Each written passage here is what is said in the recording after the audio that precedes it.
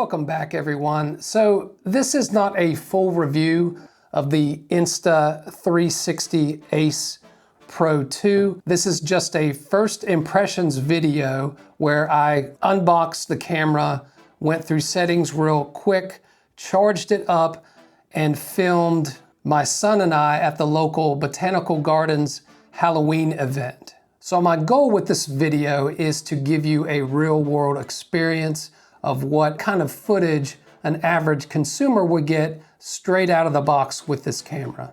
So I used 4K 24, high bit rate, and linear mode, but besides that, all of the other settings were set at default. No EV compensation, no max ISO, so I basically let this camera do what it thought was best. So let's get into the footage, and afterwards I'll give you my thoughts and first impressions. What's up, everyone? As you know, I have started a lot of my vlogs and vacations in this same car, so you can go back and watch some of that if you want to compare this. But this is the Insta360 Ace Pro 2. I normally wouldn't shoot with an action cam. Actually, I would, and it would look terrible, but I'm wondering how this looks. This is 4K 24. I'm leaving it in 24 FPS because later on, some of the footage is going to be at nighttime.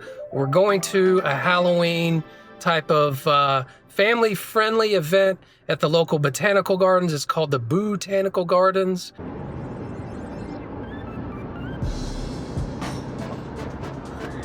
So one thing I've noticed with this, the lack of a front screen whatsoever, is if you flip the back down so that you can see it when I'm doing this to record the street, and then I come back to my face, I have nothing to reference at all, which is not that big of a deal for me because I know that this thing is so wide that I'm definitely going to be in frame. But yeah, that's one thing that I noticed.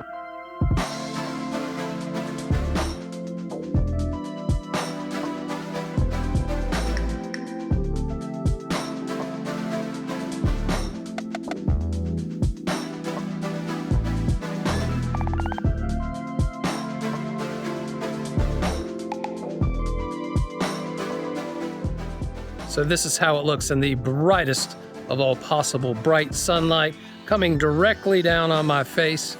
Would never shoot in this type of scenario, but this is how that camera looks. I'm going to turn around, get into a high dynamic range where the sun is right there, and face priority is going to be turned on probably for the remainder of this video. And there he is. So I'm gonna have this guy test this out for me because you might just think that I have like ninja running capabilities. Do you feel comfortable running with this? Yes, sir.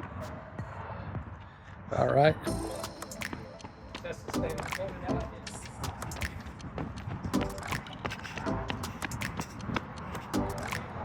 Ready?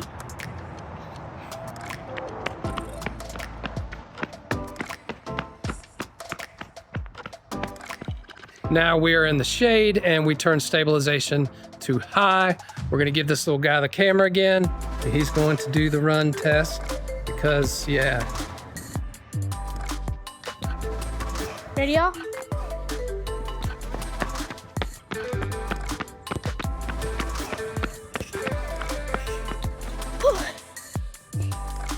Ready?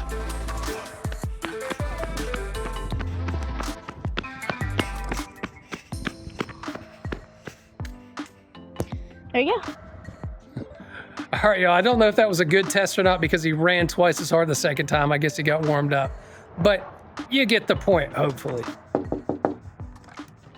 used to call it SAR in our old day. All right, it's a really dark, It's really dark in here. I don't know how well this is gonna do, but this is indoor footage. You usually wouldn't shoot indoor footage with an action cam, no way. Even if it's usable, that's a good thing. I agree. There's my parents there. Oops. AKA Nanny and Pops. There he is, my brother Steve. Okay, and this is with stabilization turned to standard again. I can tell that the crop is a whole lot less We can walk over here into that same area that I came in from, and we can see how that looks. I guess I need to take off my sunglasses. But yeah, that's how this looks with standard stabilization. All right, it's about time that we change into our Halloween costumes. Now that's better.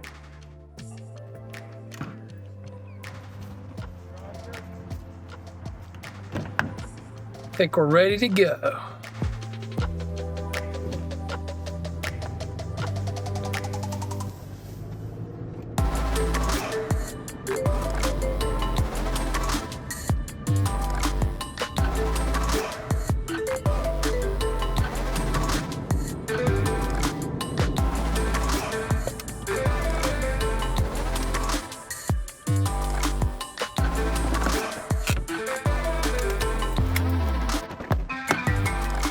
All right, so it's definitely golden hour.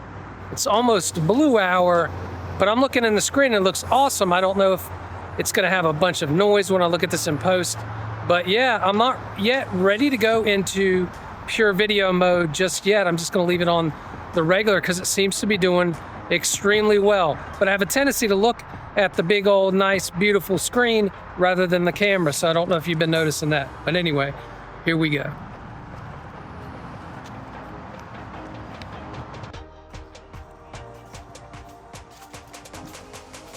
I think this is quite amazing that this camera is doing what it's doing right here in this amount of low light. It is definitely blue hour. It is 6:27.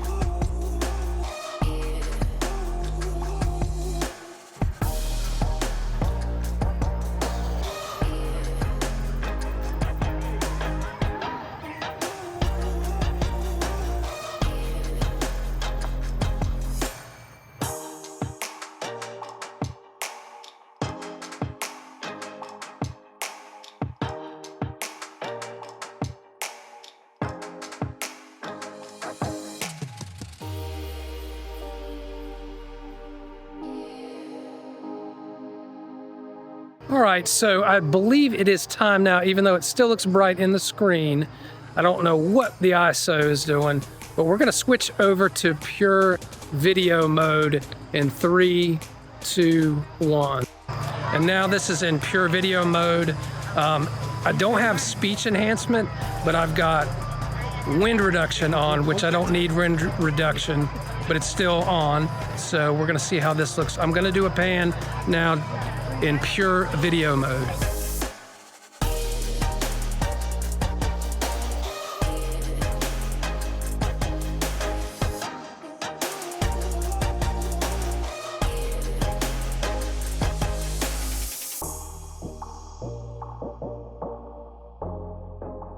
There you go. How big can males get? Males get about 10 feet. She's a 1.5-year-old female, so she will get 16 to 18 feet. Right now, she is eating 2-pound pigs every 2 to 3 weeks. Wow, 2-pound pigs every 2 to 3 weeks. Yep. And the male that I keep at home, he's eating every 4 to 5 weeks, but 5-pound pigs. Nice. I've got one more male. He's an oddball. He's the world record holder, largest male on the planet. 17 foot long. Wow. He eats goats. Goats. He eats goats. Amazing. That's His head, crazy. you see her head is that size. His looks like this. Jeez. How heavy is he? 115 pounds. 115 That's pounds. without food in his belly. Jeez. Or water. How much do you weigh, Parker? About 105. So that snake weighs more than you She do. weighs 6 pounds and she could bruise my ribs. Jeez. They did a study on pressure squeezing between Burmese pythons of various sizes and the same with pro athletes. Uh-huh. So my 10-foot male at home at 47 pounds, 10 feet, he ranks exactly side by side within a pound of Dwayne Johnson. Jeez. So he could break every bone in my chest. Wow. The big guy, How much does he? it would take 4 Dwayne Johnsons to come close to his squeeze. Jeez. That's some power right there.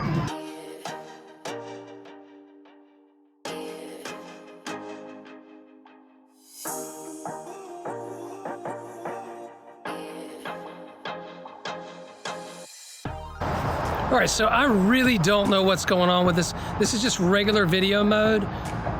It's nighttime. I mean, we've got street lights, but this is, I mean, if it looks even close to what it looks like in the screen, I've never seen anything like this. I'm gonna pull out my Pixel 8 Pro and go into night sight video and show you that here soon. But this is just amazing. Let's try pure video on the Ace Pro. All right, and this is pure video mode in the same scene. Again, it is night, y'all. And it looks kind of HDR-y in the screen, but yeah, I probably need to do that. If I do that, it makes me look like I have no hair, which is interesting, at least in the screen, so I'm not sure.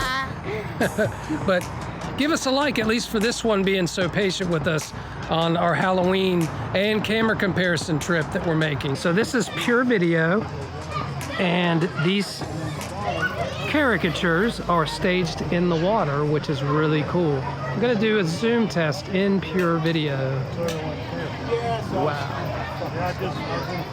How does that look? It looks a little noisy, but you would certainly expect that in literal nighttime. There are lights over here, but really nothing over here. Now that light flicker is an actual reality. That is not due to the camera. Got a bubble machine. This is pure video as well. I guess we can test the close. That might look good with the AI filter.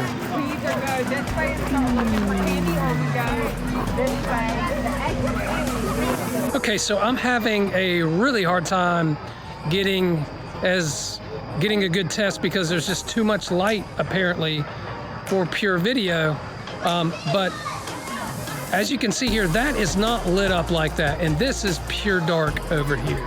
It's pure dark. I'm gonna spin, and then we're gonna do the Pixel 8 Pro with night sight video. Now there are lights over there up to the back of me, but yeah, we're gonna see what this looks like with the Pixel 8 Pro now. Okay, so this is the Pixel 8 Pro with night sight video. This is gonna process in the cloud. It's probably gonna do some denoise, but let's spin around just like we did before with the Ace Pro 2 and do a little bit of a comparison to see how this looks. So what do you think is doing better, the Ace Pro 2 or the Pixel 8 Pro? Screen is off on the Pocket 3, so it doesn't have any advantage over the other cameras. And we're going to just spin around again. How does this look in comparison to the Ace Pro? Gimbal is losing me. And to the Pixel 8 Pro in night sight video mode. Gimbal is really losing me here. So yeah, hopefully that turned out okay. And yeah, what do you all think?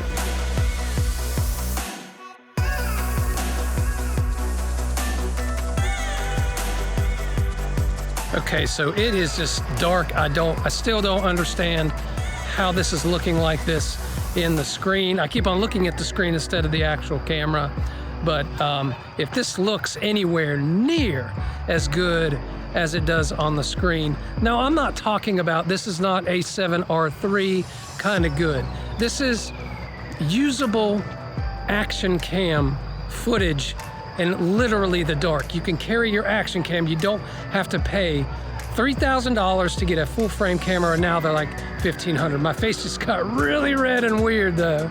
So yeah, it's not perfect, but the point is you don't have to go out and spend $1,500 on a full frame camera. And that's down from like $3,000 from like 4 years ago to be able to get usable. That's what we're looking for. Usable footage in low light. So, you know, anyway, guys, I think that is a wrap. There's some Halloween lights, there's some weird stuff going on with the white balance, but yeah, this is actually usable. So I gotta look at this in post. See ya. Check out the close focusing. This is about 12 inches, maybe 20 inches about right there. Looks pretty good to me. This is actually pretty cool.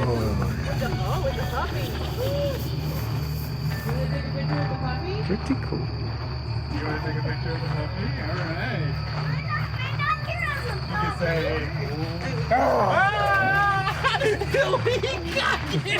That was hilarious. That is a cool angle.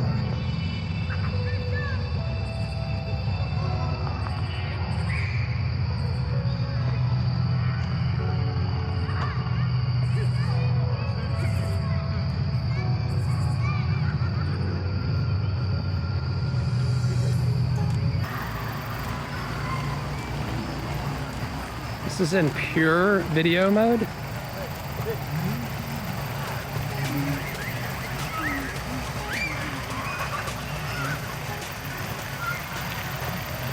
It's better on the screen than it does in real life.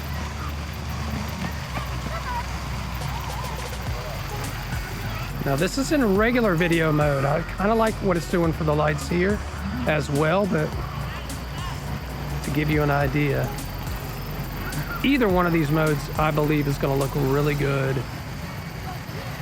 for something like this.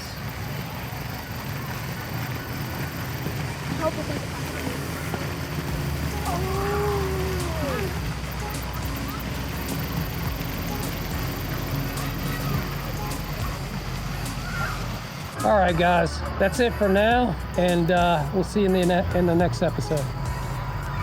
So what did you all think? Was that what you were expecting? So first and foremost, the flip screen. Although it was nice, it kind of gave you a false impression of what kind of footage you were actually getting. I would suggest turning the brightness down to 50% so you can get a better idea of what lighting situation you're in and how well the camera's adjusting to that lighting situation. Also, it was so nice, it was a bit distracting and I had a tendency to look at that screen rather than right into the camera. Also, I kind of missed having two screens, one on the front and one on the back, because with the two screens, you can film yourself and then turn it right around, and you can see in both scenarios exactly what you're filming and you can make adjustments on the fly. It's very convenient to have that. What do they say? You don't know what you've got until it's gone? I think that kind of applies here. The menu, on the other hand, was excellent. More intuitive than either DJI or GoPro, hands down. And that big flip screen did make a difference when going through settings where you can actually see things and you can actually have some room to click on the screen where you need to without fat fingering things so much, which tends to happen on my Pocket 3 and my GoPro Hero 10. Handling. Overall, I thought the handling was excellent. The camera feels very solid in the hand, and the quick release also feels very solid while also being extremely convenient. The one downside about handling is the start, stop, record, or shutter button. You had to really press it down extremely hard to get it to click, to turn it on, which isn't that big of a deal when you're turning the camera on to get it to start recording. But when you stop recording, you had to press down with the same amount of pressure, and if you held it for just a microsecond too long, it engages the cancel menu, and then you realize that you're canceling the recording, you release, and it continues to record. This happened 3 or 4 times before I realized that you really have to release extremely quickly in order to not engage the cancel menu in order to actually stop the recording. So that was kind of a pain. I think they could adjust this through firmware settings to where you have to hold the button down longer in order to engage the cancel menu. But after I got used to it, it wasn't that big of a deal. Last but not least, let's talk about that noise. I didn't see it in the viewfinder, even though the viewfinder was quite large, but when I got back home and looked at it on the larger screen, I definitely could see it. So I'm hoping that I can adjust my EV comp to -0.3 or -0.7 and set the ISO max at either 3200 or 1600, which will help reduce that noise. It also did some weird things with the lights, which isn't good because holiday season is coming up, We're gonna have Halloween lights like you saw in this video. We're gonna have Christmas lights, and the days are getting shorter. Edit Tim Brown here. So while I was editing this, I realized that I forgot to mention the audio quality coming out of the internal mics on the Ace Pro 2.